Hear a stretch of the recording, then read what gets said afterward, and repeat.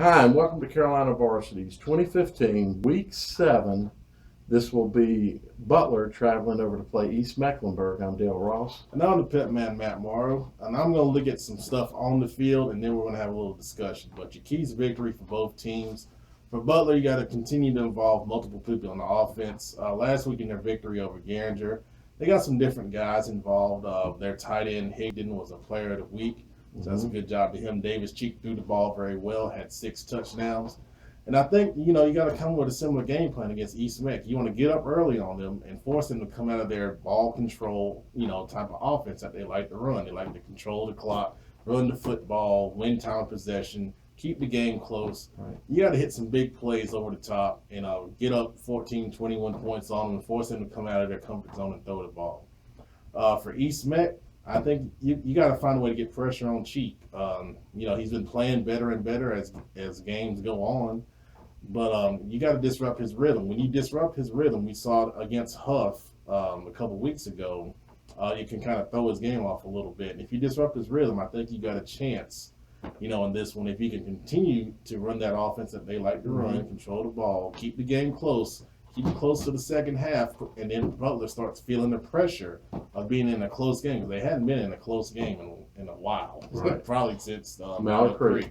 So that's your goal if you're East Meck. Get it close in the second half, make Butler start feeling the pressure of being expected to win, but not winning by that margin that they're used to. And then pressure burst pipes, so you get some pressure on them. You never know what could happen here. Right, I agree. I think East has got to find ways to extend their series or time on the field on offense to shorten Butler's opportunities of touching the ball.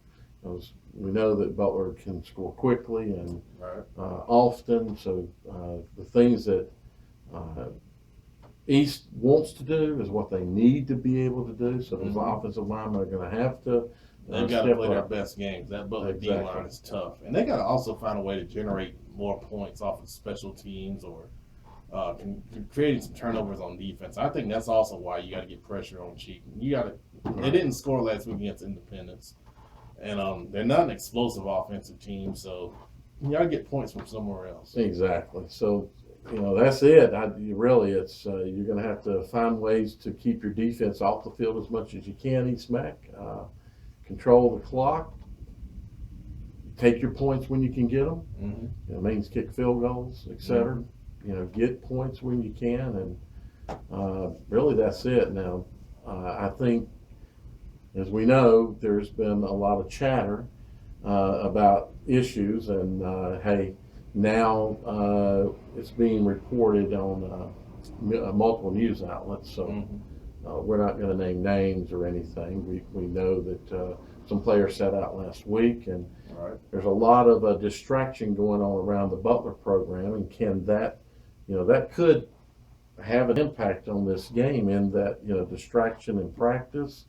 Coaches are having to make decisions about are they going to, keep players suspended for this week, who they're going to bring up, who's going to play where. So there's a lot having to go on at Butler right now of putting new players into positions that maybe they haven't played a lot of.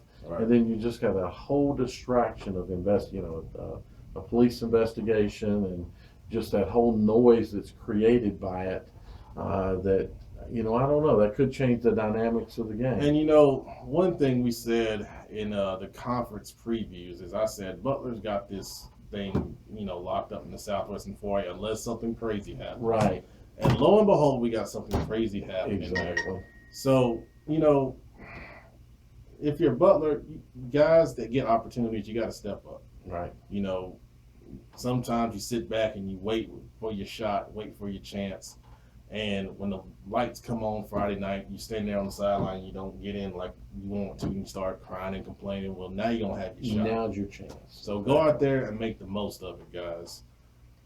Myers Park is on a bye this week. I guarantee you they're going to be scouting this game. Sure. And, not for Butler to look ahead to next week, but, if you're Myers Park, you're kind of looking at this and saying, we got a shot. Exactly. So twos are going to become ones. Threes are going to become twos. You got to, your opportunity's coming, be it a good situation or a bad situation. And I'll tell you something. No, I didn't mean to cut No, you no, off, no. but special teams. Yeah. That affects special teams a lot. Because sometimes you put your rotation players in the special teams just to get them in. Mhm. Now those guys are going to be playing key roles on offense and defense, Right. along with special teams. They hadn't done that before.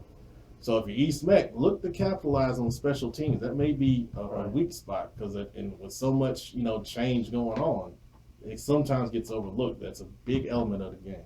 I'm going to say it's a real sad situation, just all the way around. And as more details come out, we'll be able to talk more about it. But it is I find it to be a very sad situation of what's going on, and hopefully it's not as bad as it all appears to be. Right.